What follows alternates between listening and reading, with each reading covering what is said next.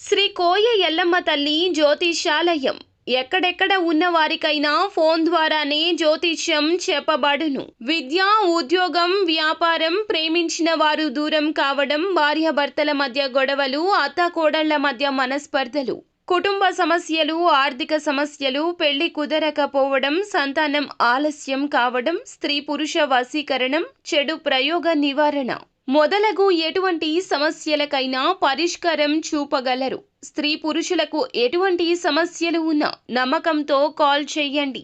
Guruji Govindaraju. Phone number 8886055569. తెల్లవారేసరికి వీరికి అతిపెద్ద ప్రమాదం దూసుకొస్తుంది. ఏమిటి ఆ ప్రమాదం? ఏం జరగబోతుంది? తదితర అన్ని వివరాలు వీడియోలో చూసి తెలుసుకుందాము. వీడియో నచ్చితే తప్పకుండా ఒక చిన్న లైక్ చేసి మమ్మల్ని సపోర్ట్ చేయండి. ఇక ఆలస్యం లేకుండా వీడియోలోకి వచ్చేద్దాము. ఈ రోజు సర్వసాధారణమైన ఫలితాలు మాత్రమే పొందుతారు. ముఖ్యంగా గ్రహాల యొక్క సంచారం ప్రకారం గురు బలం బాగా తగ్గిపోయిన కారణం చేత అన్ని విధాలుగా జాగ్రత్తలు పాటించాల్సిన అవసరం ఉంది. ఇక ఈ సమయంలో అయిన వారు ఎవరు, కాని వారు ఎవరో తెలుసుకోవడంలో విఫలం అవుతారు. ఇదొక్కటే కాదు, మీరు తెలుసుకోవాల్సిన అంశాలు చాలానే ఉన్నాయి. ప్రతి అంశం పట్ల ఎంతో జాగ్రత్తగా ముందుకు వెళ్తే అంత సేఫ్ గా ఉంటారు. మీ యొక్క శత్రువులను కనిపెట్టలేకపోతారు. ఇదే వాస్తవం. నిజాలు తెలియక వారితోనే చెయ్యి కలపాల్సి రావచ్చు. కాబట్టి ఈ విషయంలో కొంచెం అప్రమత్తంగా ఉండండి. గౌరవ మర్యాదలు తగ్గుతున్నట్లు అనిపిస్తుంది. మీ మాటకు విలువ లేకుండా పోతుంది. ఇలాంటి సమయమే ప్రశాంతతను కోల్పోకుండా ఉండాలి.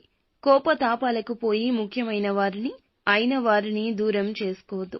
శత్రువులను పసిగట్టే ప్రయత్నం చేయండి. మరొక ముఖ్య విషయం చెప్పాలి. ఏమిటంటే కొన్ని సమయాల్లో కీలకమైన నిర్ణయాలు తీసుకోవాల్సి వచ్చినప్పుడు చురుకుగా వీరు పని చేయలేకపోవచ్చు.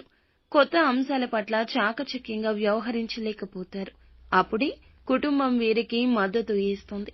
జీవిత భాగస్వామి యొక్క సాయం ఎనలేనిదని చెప్పొచ్చు. దీని మూలంగా వివాదాల్లో చిక్కుకోవాల్సి వస్తుంది. అలాగే ఆశించిన లాభాలు అందుకోలేకపోతారు. ముఖ్యంగా వ్యాపారస్తులు ఈ రోజు మొత్తం కూడా జాగ్రత్తగా ఉండండి. తొందరపాటుతనాన్ని దరిదాపుల్లో కూడా రానివ్వద్దు. ఏ నిర్ణయం తీసుకోవాల్సి వచ్చినా 1కి 10 సార్లు ఆలోచించాకే ముందడుగు వేయండి. కోపావేశాలు ఈ రోజే కాదు, ఎప్పుడూ పనికిరావు. ఆలోచించి తీసుకునే నిర్ణయాలే ఉత్తమంగా ఉంటాయి. ఖర్చులు ఈ రోజు ఎక్కువ ఉంటాయి. ఇవన్నీ కూడా ఉపయోగపడే ఖర్చులే. మొత్తం మీద ఈ రాశి వారికి ఈ రోజు మొత్తం ఎంత జాగ్రత్తగా ఉంటే అంత మంచిది. ప్రతిరోజు కూడా ఇష్టదైవ ఆరాధన చేస్తూ ఉండండి. నిత్యం శివ భగవానుణ్ణి పూజించండి. అంతా మంచే జరుగుతుంది.